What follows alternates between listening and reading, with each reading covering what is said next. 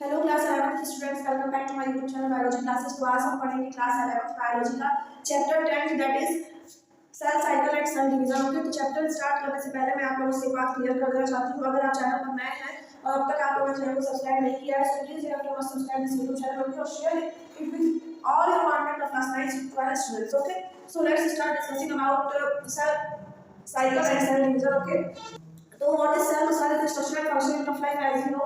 Okay, what is, अगर cell की हम बात करें तो सेल क्या है? Structural and functional unit of life. ये तो हमें पता ही है, ठीक है, कि सेल क्या है? Structural functional unit of life. अगर हम बात करें कि सेल डिवीजन क्या है, तो सेल डिवीजन के बारे में समझते हैं। सेल डिवीजन क्या है? ऐसी प्रोसेस जिसमें कि मदर सेल जो है, मदर सेल डिवाइड करती है and forming new daughter cell, जिसमें कि मदर सेल डिवाइड करती है और डॉटर सेल का फॉर्मेशन कर देती है। इस प्रोसेस को हम क्या कहते हैं? सेल डिवीजन कहते हैं। ठीक है, सेल डिवीजन 2 स्टेप्स में कंप्लीट होता है। चलिए हम समझ लेते हैं वो 2 स्टेप कौन से हैं जिसमें कि सेल डिवीजन कंप्लीट होता है। ठीक है, देखिए अगर हम बात करें सेल डिवीजन की, सेल डिवीजन क्या होता है? मदर सेल डिवाइड करती है and form daughter cell. Mother cell divide करती है और इसका फॉर्मेशन करती है, डॉटर सेल का फॉर्मेशन करती है। ठीक है, यही तो होता है ना सेल डिवीजन। अब देखिए सेल डिवीजन जो होता है, cell division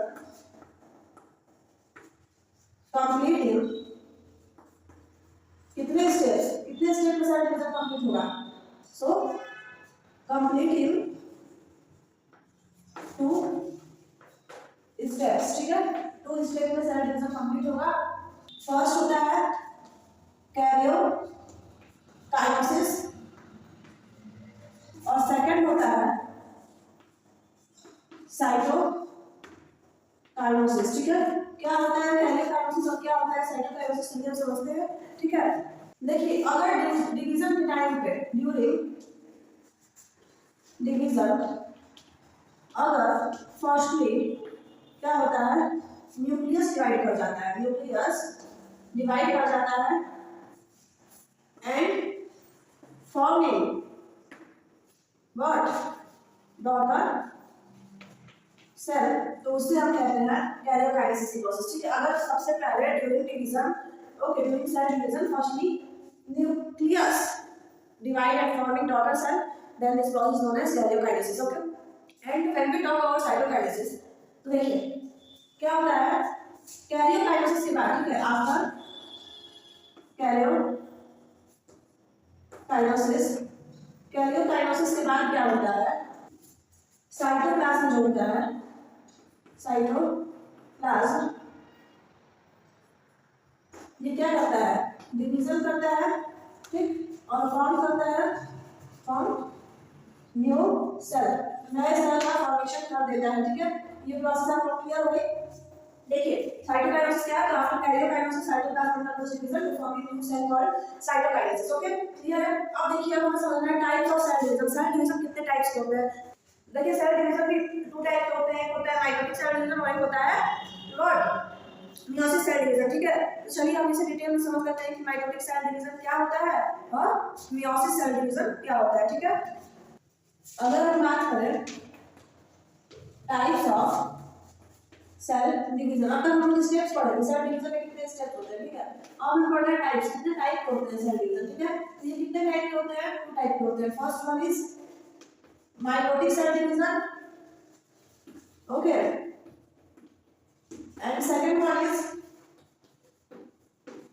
meiosis cell division। ठीक है, तो क्या होता है माइटोटिक सेल डिवीजन और क्या होता है meiosis सेल डिवीजन? चलिए समझते हैं। सबसे पहले हमें पढ़ना है what about mitotic cell division. ठीक है, माइटोटिक सेल डिवीजन के बारे में हम डिटेल स्टडी कर लेते हैं और उसके बाद हम डिटेल स्टडी इसके बारे में करेंगे, meiosis सेल डिवीजन के बारे में। ठीक है, तो देखिए माइटोटिक सेल डिवीजन क्या होता है कि इसे सबसे पहले डिस्कवर किया था वाल्टर फ्लेमिंग साइंटिस्ट ने। ठीक है, discovered by Walter Fleming scientist, ठीक है। इसे वाल्टर फ्लेमिंग साइंटिस्ट ने डिस्कवरी की थी इसकी और इसको एक्सप्लेन किया था, ठीक है। इन्होंने बताया था कि such type of cell division in which mother cell divided forming two daughter cell and having equal number of chromosome, ठीक है। देखिए हम लोग किसी बारे में स्टडी कर रहे हैं ना, माइटोटिक सेल डिवीजन, ठीक है, जिसकी डिस्कवरी किसने की है? वाल्टर फ्लेमिंग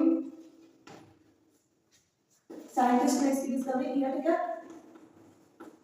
इन्होंने बताया था कि mother cell divide and forming to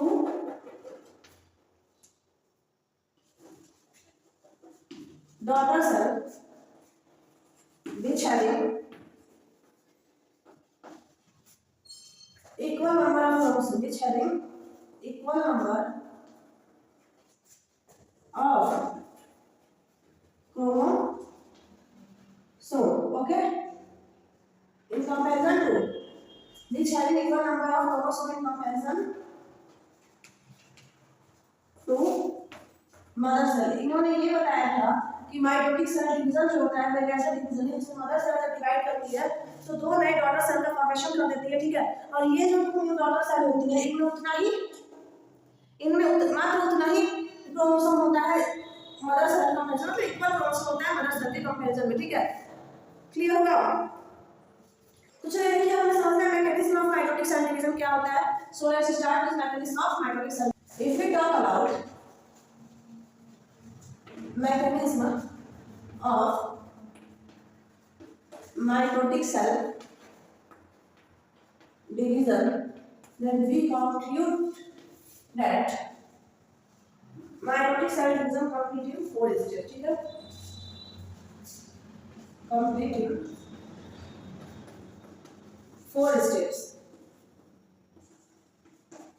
कौन से हैं ये स्टेप? 4, देखिए first, second, third and fourth, चारों का नाम लिखिए, विचार करके करके हम स्टडी करेंगे, ठीक है। फर्स्ट होता है prophase, second one is metaphase,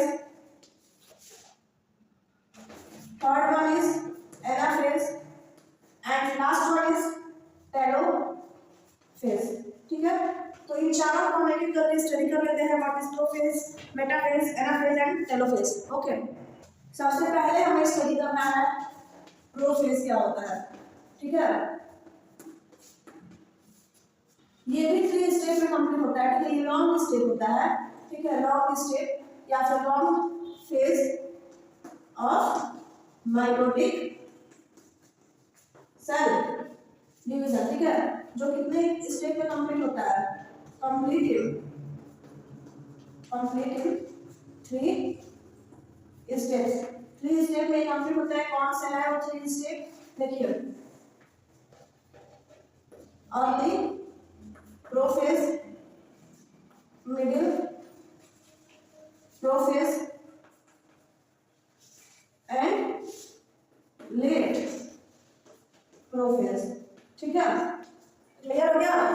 अब देखिए हम समझते हैं अर्ली प्रोफेज क्या है एंड देन मिडिल प्रोफेज और फिर लेट प्रोफेज क्या है। चलिए हम ये समझ लेते हैं। अगर हम बात करें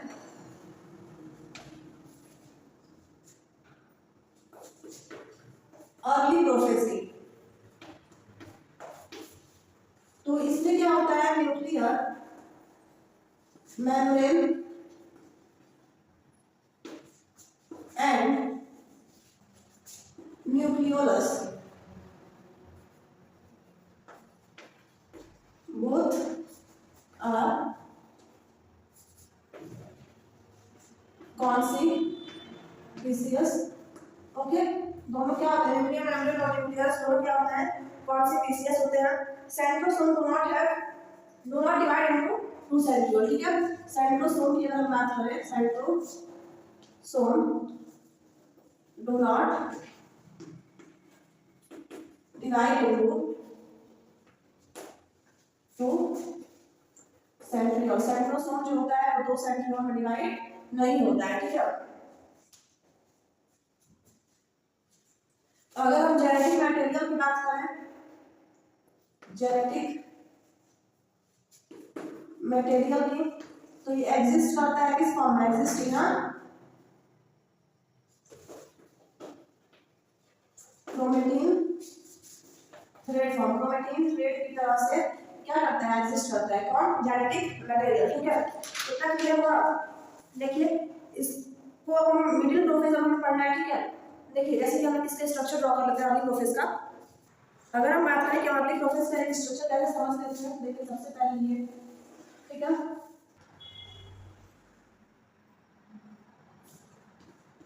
देखिए काफी इजी स्ट्रक्चर है,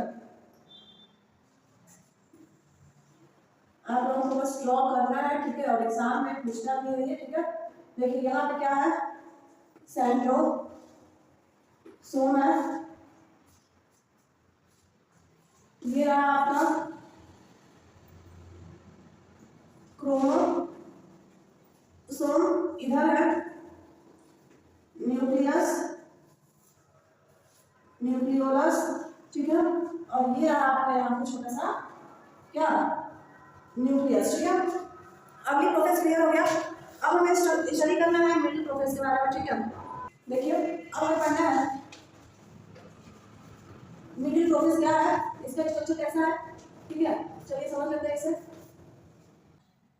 ओके स्टूडेंट्स, तो हमें स्टडी करना है मिडिल प्रोसेस। मिडिल प्रोसेस क्या होता है? देखिए nuclear membrane nucleus both are undergoes disappear. इसमें क्या होता है कि न्यूक्लियर मेम्ब्रेन की अगर बात करें, न्यूक्लियर मेम्ब्रेन की अगर बात करें, ठीक है, या फिर एंड न्यूक्लियोलस, ये दोनों जो होते हैं क्या कर जाते हैं? डिसअपीयर कर जाते हैं, ठीक है। यानी ये अपीयर होना बंद कर जाते हैं, अपीयरेंस खत्म हो जाती है, और क्या हो जाते हैं? डिसअपीयर हो जाते हैं, ठीक है। Centrosome divide centriole and going on opposite level, ठीक है। देखिए सेंट्रोसोम जो होता है, इस फेज में क्या होता है कि सेंट्रोसोम डिवाइड कर जाता है into two centriole. To centriole में सेंट्रोसोम डिवाइड कर जाता है and going on opposite level. एक तो डिवाइड कर जाएगा और उसके ऊपर से अपोजिट लेवल में ये चला जाता है कौन? सेंट्रोसोम, ठीक है। क्लियर हुआ एकदम? और देखिए in center of chromosome, centromere is attached appear as a pie, ठीक है। क्रोमोसोम के सेंटर में, सेंटर ऑफ क्रोमोसोम, क्रोमोसोम के सेंटर में सेंट्रोमेयर जो होता है इज अपीयर लाइक और बाइवैलेंट स्ट्रक्चर, ठीक है। बाइवैलेंट स्ट्रक्चर टाइप का कौन हो जाता है? सेंट्रोमेयर हो जाता है यहाँ पे क्रोमोसोम के सेंटर में, ठीक है। क्लियर हुआ एकदम? अब देखिए इसका स्ट्रक्चर समझ लेते हैं, क्या है इसका स्ट्रक्चर, ठीक है। देखिए इसका स्ट्रक्चर कुछ इस तरह से आता है, काफी इजी स्ट्रक्चर, आप इसे इजीली ड्रॉ कर सकते हैं, ठीक है। ये रहा आपका सेंट्रियोल, ठीक है। दो सेंट्रियोल प्रेजेंट है, जैसे कि मैंने कहा था कि सेंट्रोसोम किसमें कन्वर्ट हो जाता है? सेंट्रियोल में, ठीक है। और वो भी अपोजिट एंड में चला जाता है। देखिए दोनों एक दूसरे के अपोजिट एंड पे है ना, ठीक है। ये दोनों एक दूसरे के अपोजिट एंड प्रेजेंट है। इसके अंदर प्रेजेंट है सेंट्रोमेयर। ये क्या है? सेंट्रोमेयर। ये इसकी जो ये लाइनिंग टाइप का स्ट्रक्चर ये है सेंट्रोसोम, और यहाँ पे प्रेजेंट रहेगा क्या? न्यूक्लियस। बताइए क्लियर हुआ इसका भी स्ट्रक्चर, ठीक है। आई होप कि आप लोगों को इसका भी स्ट्रक्चर क्लियर हो गया होगा। अब थर्ड फेज कौन सी होती है? जो होती है लेट प्रोफेज, ठीक है। लेट प्रोफेज क्या है? चलिए हम लेट प्रोफेज समझ लेते हैं। अब हमें पढ़ना है लेट प्रोफेज। लेट प्रोफेज कैसा फेज है? इसमें क्या होता है? तो देखिए nuclear membrane nucleolus both are completely disappear, ठीक है। इसमें भी क्या हो जाता है कि अगर हम बात करें न्यूक्लियर मेम्ब्रेन की और किसकी and nucleolus, both are completely disappear, ठीक है। both are completely disappear, ठीक है। ये किस फेज में होता है? लेट प्रोफेज में, ठीक है। सेंट्रियोल जो होगा वो पहुंच जाएगा रिच एट, कहां पहुंच जाएगा सेंट्रियोल अपोजिट पोल पे। अभी हम इसके स्ट्रक्चर के थ्रू भी समझेंगे, ठीक है। सेंट्रियोल पहुंच जाएगा इसके अपोजिट पोल पे। और अगर हम बात करें इसमें एक और स्टेप क्या होता है, देखिए chromosome appear as a tetravalent form, ठीक है। क्रोमोसोम किस फॉर्म में अपीयर कर जाता है, chromosome appear as a tetravalent form, ठीक है। टेट्रावैलेंट फॉर्म में क्रोमोसोम क्या हो जाता है, बन जाता है, ठीक है। अब चलिए इसका स्ट्रक्चर समझ लेते हैं कैसे क्रोमोसोम टेट्रावैलेंट फॉर्म में अपीयर कर गया, ठीक है। सेंट्रियोल्स जैसे अपने अपोजिट पोजीशन पे चले गए, ठीक है। देखिए अब इसे समझ लेते हैं। सबका स्ट्रक्चर लगभग एक ही तरीके का है, क्योंकि देखिए बस चेंजेस हो रहा है उस फेज में। ये तो था ही आपका सेंट्रियोल जो कि अपने अपोजिट पोल पे पहुंच गया, ठीक है। क्या है सेंट्रियोल, तो एक यहाँ है और एक यहाँ रहेगा, दोनों किसी के अपोजिट पोल पे, ठीक है। फिर आपका यहाँ क्या बन जाएगा, बताइए क्या था उसके स्टेप्स में। एक कोई कैरेक्टरिस्टिक ये रहा टेट्रावैलेंट फॉर्म इसका क्रोमोसोम का। क्लियर हो गया लेट प्रोफेस भी, अब कोई डाउट नहीं है लेट प्रोफेस में भी। तो चलिए अब प्रोफेस तो खत्म हो गया, फर्स्ट स्टेप थी mechanism of magnetic sub division में, फर्स्ट था प्रोफेस, ये तो फिनिश हो गया। अब हमें पढ़ना है मेटाफेज क्या होता है। So let's start discussing about metaphase, okay. Metaphase के बाद हमें पढ़ना है एनाफेज। सो अब हम समझ लेते हैं मेटाफेज क्या है।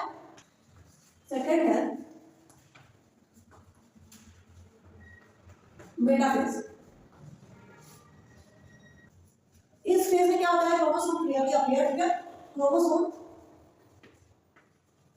क्लियरली अपीयर, इस फेज में क्रोमोसोम जो है वो क्लियरली दिखने लगता है, अपीयर कर जाता है, ठीक है। टेट्रावैलेंट क्रोमोसोम इक्वेटर रीच कर जाता है। टेट्रावैलेंट क्रोमोसोम जो होता है वो क्या करता है, reach at what, reach at the equator. जो क्रोमोसोम वाला टेट्रावैलेंट वो क्या करता है, इक्वेटर को रीच कर जाता है, इक्वेटर पहुंच जाता है, ठीक है। Forming the kinetochore, the spindle in between centriole to centriole, ठीक है। देखिए सेंट्रियोल एंड सेंट्रियोमेर, इन दोनों के बीच में क्या होता है, काइनेटोकोर। काइनेटोकोर में क्या होता है, फॉर्मेशन हो, इस सेल का काइनेटोकोर बनता है, तो इसकी हम बात करें तो स्पिंडल शेप का काइनेटोकोर का फॉर्मेशन हो जाता है, ठीक है। अब देखिए मेटाफेज स्टेज में क्रोमोसोम जो होता है वो क्लियरली व्यू होने लगता है, क्रोमोसोम क्लियरली दिखने लगता है, ठीक है। अब मेटाफेज स्टेज तो आप क्लियर होंगे। अब हमें समझना है एनाफेज क्या होती है। चलिए हम समझते हैं एनाफेज स्टेज के बारे में। मैं आप लोगों से एक बात कहना चाहती हूँ कि आप चैनल सब्सक्राइब नहीं किया, चैनल सब्सक्राइब करिए। कोई भी अगर आप लोगों को पॉइंट है कमेंट करिए, ठीक है। आप लोगों को पॉइंट क्लियर किया जाए, कोई भी डाउट कमेंट करिए, ठीक है। चलिए हम समझते हैं एनाफेज स्टेज क्या होती है। थर्ड है एनाफेज। एनाफेज क्या है, देखिए in this phase chromatid undergoes splitting and going on opposite pole called terminalization and this process is known as digenesis, ठीक है। देखिए इसमें क्या होता है ना कि क्रोमेटिड जो होता है, क्रोमेटिड ये क्या करने लगता है, स्प्लिटिंग करने लगता है। क्रोमेटिड धीरे धीरे टूटने लगता है और टूटने के बाद चला जाता है किस पे, गोइंग ऑन अपोजिट पोल। जैसे ही क्रोमेटिड टूटने लगता है तो क्रोमेटिड किस पे चला जाता है, अपोजिट पोल पे चला जाता है। और इस प्रोसेस को हम कहते हैं नोन एज टर्मिनलाइजेशन। टर्मिनलाइजेशन की प्रोसेस हम इसे कहते हैं, ठीक है। और इस प्रोसीजर को हम लोग कहते हैं, इस प्रोसीजर को हम लोग किस नाम से जानते हैं, तो इस प्रोसीजर को हम डाइकाइनेसिस के नाम से जानते हैं, ठीक है। इस प्रोसीजर को टर्मिनलाइजेशन के प्रोसीजर को हम डाइकाइनेसिस के नाम से जानते हैं। इस फेज में क्या होता है, क्रोमोसोम जो है वो यू वी और जे शेप का हो जाता है, ठीक है। यहाँ पर नोट कर लेते हैं, इस फेज में कौन सा फेज में, एनाफेज में क्रोमोसोम जो है वो किस शेप का हो जाता है, यू वी और जे शेप का क्रोमोसोम क्या हो जाता है, कन्वर्ट कर जाता है, अपने आप को यू वी और जे शेप में कन्वर्ट कर देता है, ठीक है। अब लास्ट फेज है मैग्नेटिक सेल डिवीजन की, दैट इज टेलोफेज। टेलोफेज के बाद मैग्नेटिक सेल डिवीजन फिनिश हो जाएगा, फिर हम पढ़ेंगे meiosis cell division, okay. So let's start discussing about telophase. Fourth phase है टेलोफेज। टेलोफेज कैसी फेज होती है, इसमें क्या होता है, ये लास्ट स्टेप होती है मैग्नेटिक सेल डिवीजन की, ये तो पता ही है। This is the last stage या फिर last step of mitotic cell division, okay. इस फेज में क्या होता है, न्यूक्लियर मेम्ब्रेन जो होता है, न्यूक्लियर मेम्ब्रेन एंड न्यूक्लियोलस ये क्या कर जाता है, again form around the single polypeptide chain of DNA, होती है, it is the last step of cell division at which nuclear membrane and nucleolus undergoes again form around the single polypeptide chain of DNA. Okay, so now we have to study about meiosis cell division. Okay, अब हम इसके बारे में study कर रहे हैं meiosis cell division के बारे में, जिसे हम और भी बहुत सारे नाम से जानते हैं। चलिए हम समझ लेते हैं कि meiosis cell division क्या है, इसके और भी कौन-कौन से नेम है, ठीक है। तो let's start discussing about meiosis cell division. meiosis cell division इसे हम और भी बहुत सारे नाम से जानते हैं, ठीक है। Also known as, देखिए हम इसे कितने सारे नामों से जानते हैं। फर्स्ट है सेक्स सेल डिवीजन, ठीक है। meiosis सेल डिवीजन कौन सेक्स सेल डिवीजन नाम से भी जानते हैं, ठीक है। और किस नाम से जानते हैं, रिडक्शन सेल डिवीजन, इसे हम रिडक्शन सेल डिवीजन के नाम से भी जानते हैं। और क्या हम इसे कहते हैं, जर्मिनल एपिथेलियल सेल डिवीजन, इसे हम जर्मिनल एपिथेलियल सेल डिवीजन के नाम से भी जानते हैं। और इसका क्या नाम है, ब्लास्टोजेनिक सेल डिवीजन। ओके, इन सभी नाम से हम किसे जानते हैं, meiosis सेल डिवीजन को जानते हैं। अगर क्वेश्चन पूछ देता है sex cell division, reduction cell division, germinal epithelial cell division या फिर ब्लास्टोजेनिक सेल डिवीजन, ये सब क्या होते हैं, ये सब meiosis सेल डिवीजन ही होते हैं, ठीक है। तो आप लोग उसमें कंफ्यूज होने की जरूरत नहीं है। अगर कंफ्यूज होने के लिए चार नाम से, पांच नाम से कोई भी नाम दे सकते हैं, ठीक है। कंफ्यूज होने की जरूरत नहीं है, ठीक है। इस सेल डिवीजन, इस टाइप ऑफ सेल डिवीजन को सबसे पहले डिस्कवर इसने किया था फार्मर एंड म्यूरेसाइटिस ने, ठीक है। इसे डिस्कवर किया था, डिस्कवर बाय फार्मर एंड मूल साइंटिस्ट ने, ठीक है। कब किया था डिस्कवरी इसकी, तो 1945 में फार्मर एंड मूल साइंटिस्ट ने इसकी डिस्कवरी की, ठीक है। क्या बताया था, चलिए हम इसे समझ लेते हैं कि फार्मर एंड मूल साइंटिस्ट ने meiosis सेल डिवीजन के बारे में क्या बताया है। देखिए सबसे पहले फार्मर एंड मूल साइंटिस्ट ने इसकी डिस्कवरी की थी कब, 1945 में। इन्होंने क्या बताया था, तो इन्होंने कहा था such type of cell division in which mother cell divided forming four daughter cell, okay, which having half number of chromosomes in comparison to the parental generation. Okay, देखिए इसमें इन्होंने क्या बताया था कि mother cell divided and forming four daughter cell, ठीक है। which having half number of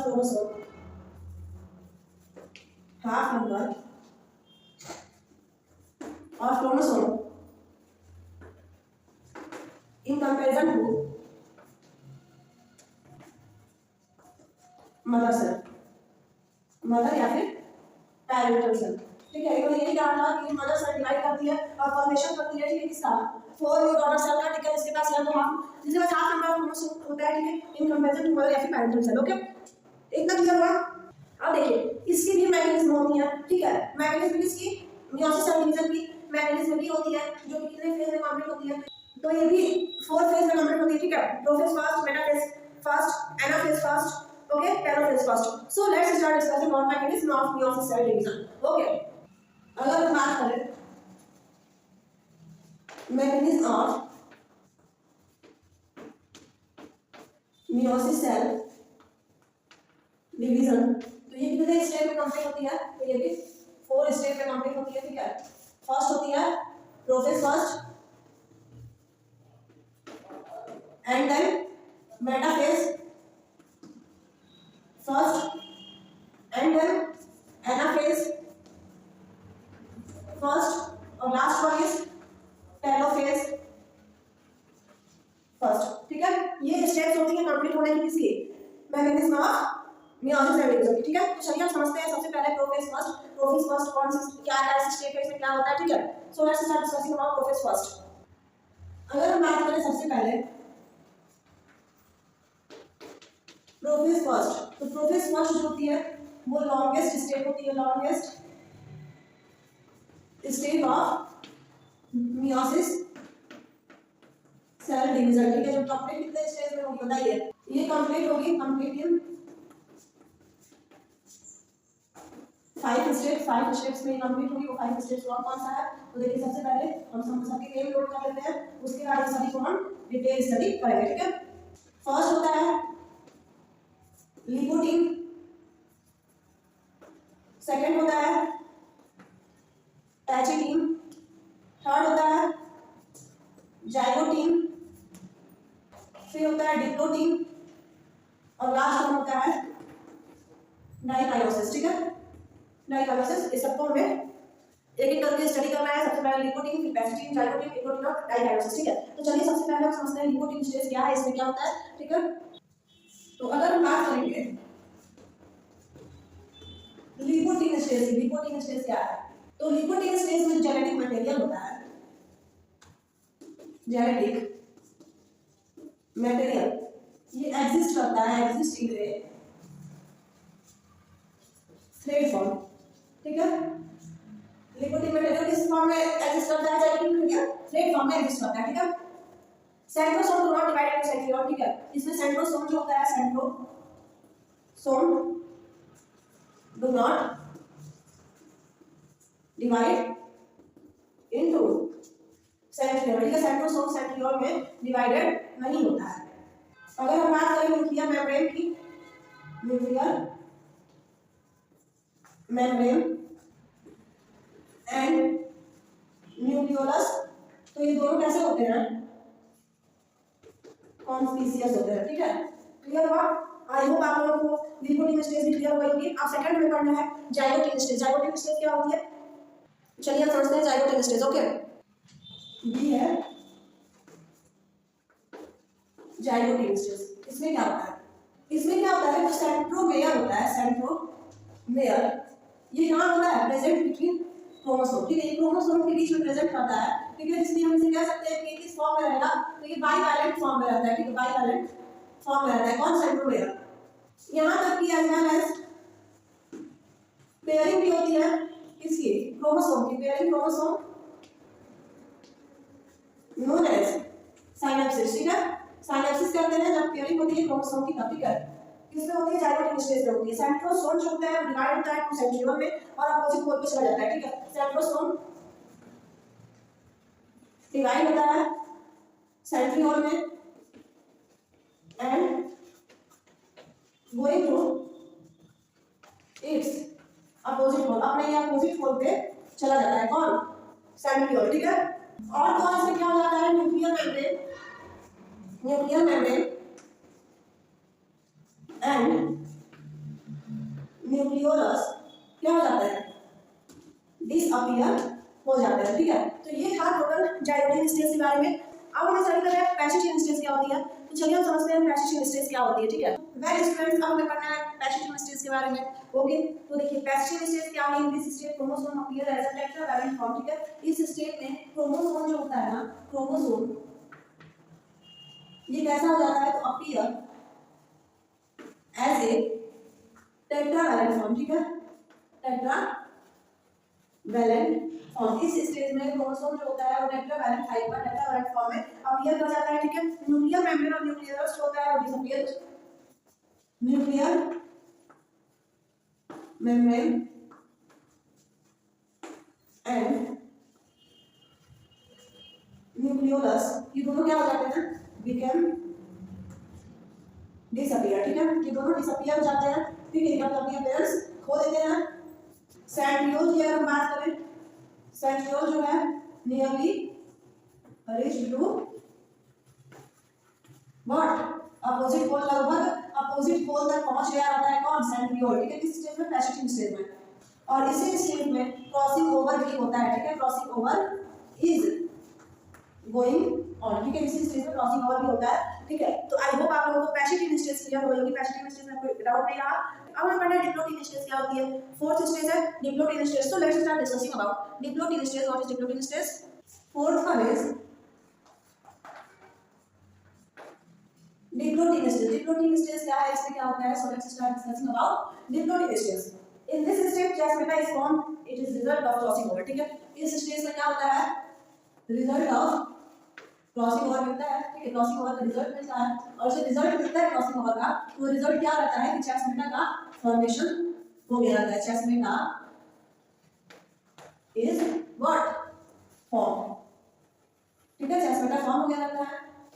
और अगर हम बात करें न्यूक्लियर मेम्ब्रेन की, न्यूक्लियर मेम्ब्रेन एंड न्यूक्लियोलस, ये दोनों क्या हो गए रहते हैं, डिसअपियर हो गए रहते हैं, ठीक है।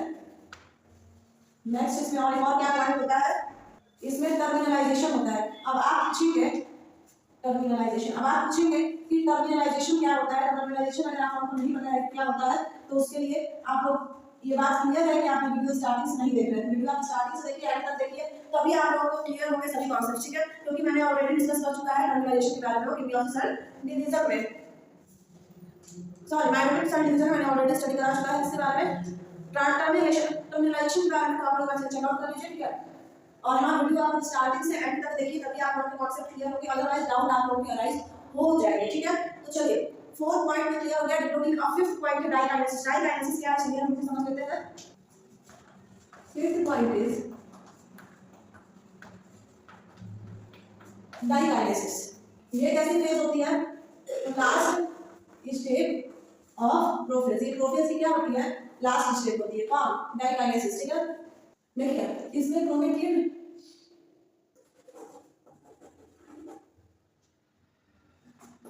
जो होता है वो बिकम टू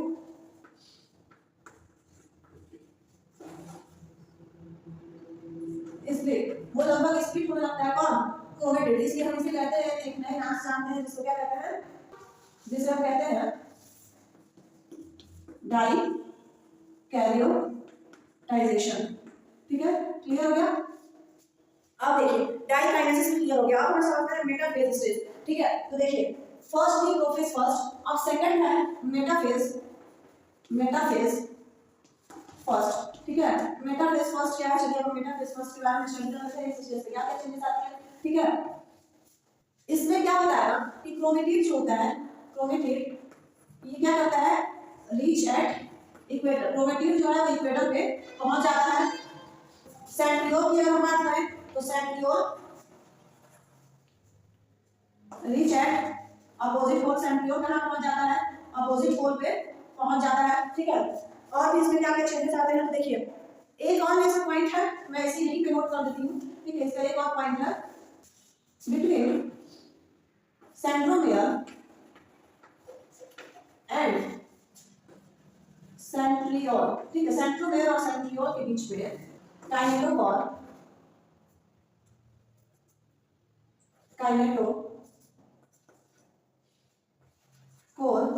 स्पिंडल में क्या होता है, फॉर्मेशन हो जाता है, काइनेटोकोर स्पिंडल फॉर्म, ठीक है। क्लियर हो गया। देखिए मेटाफेज फर्स्ट स्टेज भी आप लोग क्लियर हो गई, ठीक है। मेटाफेज फर्स्ट में क्या होता है, chromatid reach at equator, centriole reach at opposite pole, okay. Kinetochore spindle form between chromosome to centriole, okay. So next we have to study about third phase that is anaphase first, okay. So let's start discussing about anaphase first. So third stage is anaphase first, okay. anaphase first में क्या होता है, इस phase में terminalisation होता है। Terminalisation क्या है, जिसमें डाउट है वो वीडियो स्टार्टिंग से देखिए, मैंने बार-बार बोला है कि वीडियो आप बीच से मत देखिए, ठीक है। और एंड तक देखिए तभी कॉन्सेप्ट क्लियर होंगे, ठीक है। इस स्टेज में क्या होता है, टर्मिनलाइजेशन इज गोइंग ऑन। इस स्टेज में टर्मिनलाइजेशन होता है जिस वजह से क्रोमोसोम जो है, क्रोमोसोम ये यू वी और जे शेप में कन्वर्ट हो जाता है, ठीक है। यू वी और जे शेप में कन्वर्ट हो जाता है, कौन, chromosome, U V J shape में, ठीक है। और लास्ट फेज आता है टेलोफेज फर्स्ट, ठीक है। फोर्थ फेज है मियोसिस सेल डिवीजन का, दैट इज टेलोफेज फर्स्ट, और यहीं पे आपका मियोसिस सेल डिवीजन भी फिनिश हो जाएगा, ठीक है। टेलोफेज फर्स्ट ये कैसी स्टेज है, इसमें क्या होता है, देखिए इस फेज में 4 सेल बन जाते हैं, 4 सेल फॉर्म कर जाते हैं, ठीक है। जिनके पास having half number of chromosome, जिनके पास हाफ नंबर ऑफ क्रोमोसोम होते हैं। इसके कंपैरिजन में, in comparison to diploid parental generation, ठीक है। पैरेंटल जनरेशन के कंपैरिजन में इनके पास हाफ नंबर ऑफ क्रोमोसोम पाए जाते हैं, ठीक है। क्लियर हो गया टेलोफेज फर्स्ट भी, ठीक है। अब यहीं पे मियोसिस सेल डिवीजन भी खत्म होता है। तो आई होप आप लोगों को मियोसिस सेल डिवीजन और माइटोटिक सेल डिवीजन क्लियरली समझ में आ गया होगा। तो अब हमें स्टडी करना है importance of mitotic cell division and the importance of meiosis cell division, ठीक है। So let's start discussing about importance of meiotic cell division. Importance of mitotic cell division. Importance of mitotic cell division क्या है, इसकी importance है mitotic cell division की. ठीक है, ये रिस्पांसिबल होता है, माइटोटिक सेल डिवीजन जो होता है ये रिस्पांसिबल होता है किसके लिए, for the growth of an individual. ठीक है, किसी भी इंडिविजुअल की ग्रोथ के लिए रिस्पांसिबल कौन होता है पूछा जाए तो माइटोटिक सेल डिवीजन ही होता है. ठीक है, जो सेल रप्चर्ड सेल होते हैं, ठीक है, रप्चर्ड सेल की ये क्या करता है, रप्चर्ड सेल को रिपेयर करने का काम करता है. ठीक है, रिपेयरिंग में हेल्प करता है कौन, माइटोटिक सेल डिवीजन. ठीक है, माइटोटिक सेल डिवीजन जो होता है वो रिस्पांसिबल होता है ग्रोथ ऑफ एन ऑर्गेनिज्म के लिए, ग्रोथ ऑफ एन इंडिविजुअल के लिए. ठीक है, इनफैक्ट ये रप्चर्ड सेल को रिपेयर करने का भी काम करता है. ठीक है, importance of mitotic cell division तो आप लोगों को क्लियर हो गया होगा है ना. अब मैं पढ़ना है importance of meiosis cell division. Importance of meiosis cell division. क्या इंपॉर्टेंस है मियोसिस सेल डिवीजन की. So let's start understanding this concept of importance of meiosis cell division. ये रिस्पांसिबल होता है, ठीक है, for producing the next generation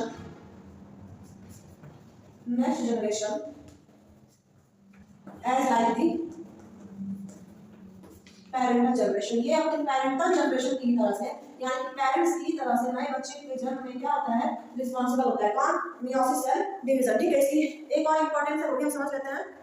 अगर हम इसकी एक और इंपॉर्टेंस समझें, जैसे मैंने पहले बताया कि मियोसिस सेल डिवीजन की इंपॉर्टेंस की ये नेक्स्ट जनरेशन के प्रोडक्शन में रिस्पांसिबल होता है कि जो बच्चे हैं वो अपने पेरेंट्स के ही तरह से दिखें. ठीक है, इसमें रिस्पांसिबल होता है कि इसकी और भी कुछ इंपॉर्टेंस होगी. देखो क्या इंपॉर्टेंट है, क्या इंपॉर्टेंस है इसके, ये रिस्पांसिबल होता है causing festivity of individual without the cell division individual become sterile. ठीक है, अगर देखिए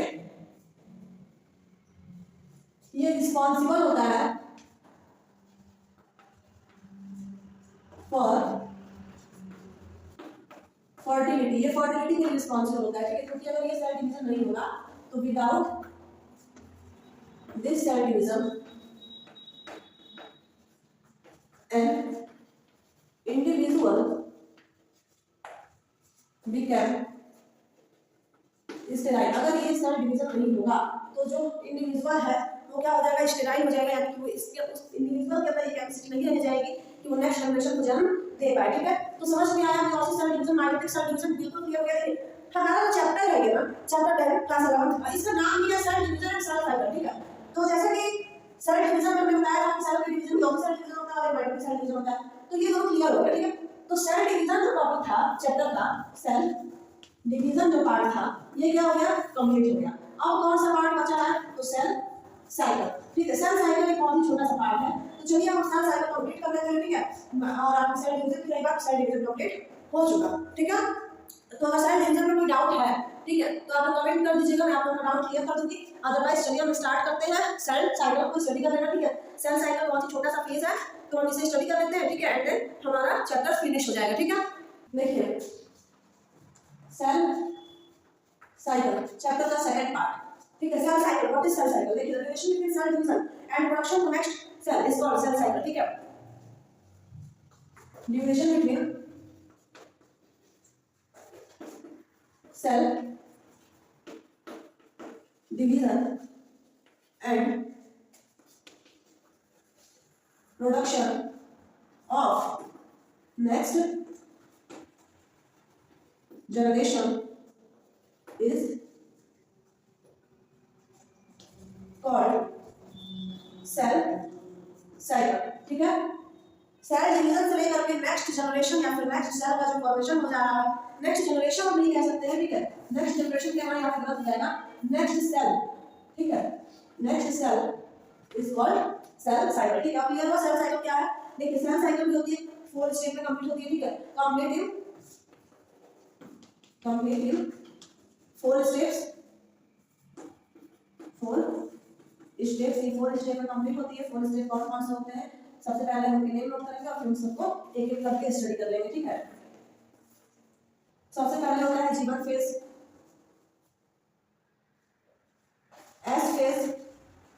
G2 phase and then M phase, ठीक है। G1 phase, S phase, G2 phase और M phase, तो ठीक है। तो ये सभी फेजेस को हम एक एक करके स्टडी कर लेते हैं डिटेल में, उसके बाद हमारा ये चैप्टर क्या हो जाएगा, फिनिश हो जाएगा, ठीक है। So let's start discussing about G1 phase। First है G1 phase। G1 phase को हम एक और नाम से जानते हैं, also known as what, post mitotic cell division. Post mitotic cell division के नाम से हम किसे जानते हैं, G1 फेज को ही जानते हैं, ठीक है। क्वेश्चन राइज हो सकता है एग्जाम में, इस चीज का आप लोग ध्यान रखिएगा, ठीक है। इस स्टेज में क्या होता है कि daughter cell repair to herself. अगर डॉटर सेल में कोई प्रॉब्लम आती है तो ये अपने आप को खुद से ही क्या कर देगी, रिपेयर कर लेगी। एंड रिपेयर करने के बाद क्या करती है, and forming enzymes and enzyme and protein, ठीक है। क्लियर हो गया। G1 फेज क्या है। अब नेक्स्ट फेज कौन सा होता है, S फेज, ठीक है। सेकंड है S फेज। S फेज कौन सा फेज होता है, इसमें क्या होता है, देखिए सिंगल स्ट्रैंडेड डीएनए जो होता है, सिंगल स्ट्रैंडेड डीएनए कहां का, डॉटर सेल का सिंगल स्ट्रैंडेड डीएनए जो होता है वो डुप्लीकेशन कर जाता है, और डुप्लीकेशन करेगा जब सिंगल स्ट्रैंडेड डीएनए बनाइए क्या बनाएगा, डबल स्ट्रैंडेड डीएनए का फॉर्मेशन कर देगा, ठीक है। तो G1 फेज और S फेज तो क्लियर हो गई होगी। अब हमें स्टडी करना है G2 फेज और M फेज, ठीक है। फिर हमारा ये चैप्टर फिनिश हो जाएगा, okay. So let's start discussing about G2 phase and then M phase, okay. So third one is G2 phase. G2 phase is also known as pre-mitotic cell division, ठीक है। G2 phase को हम लोग pre-mitotic cell division के नाम से भी जानते हैं। इस फेज में क्या होता है, जो डॉटर सेल होती है ये सेल डिवीजन करती है, undergoes cell division for the production of next cell, ठीक है। नेक्स्ट सेल के फॉर्मेशन के लिए, नेक्स्ट सेल के प्रोडक्शन के लिए डॉटर सेल क्या करती है, सेल डिवीजन कर जाती है, ठीक है। फोर्थ फेज आता है जो कि लास्ट फेज है, और ये है एम फेज। एम फेज में क्या होता है, चलिए आप समझ लेते हैं। इस फेज में मैकेनिज्म ऑफ सेल डिवीजन जो है, mechanism of cell division is complete. इस फेज में सेल डिवीजन का मैकेनिज्म क्या हो जाता है, कंप्लीट हो जाता है, ठीक है। तो आई होप आप लोगों को क्लियर हो गया होगा ये टॉपिक, ये चैप्टर पूरा डिटेल में क्लियर हो गया, ठीक है। अब आप लोगों के लिए एक वर्क ये भी है जो मैं अभी क्वेश्चन बोर्ड में मेंशन करने जा रही हूँ, ये आप लोगों के लिए वर्क है, ठीक है। नोट डाउन कर लीजिए। आप लोगों के लिए जो होमवर्क क्वेश्चन है वो है differentiate between mitotic cell division and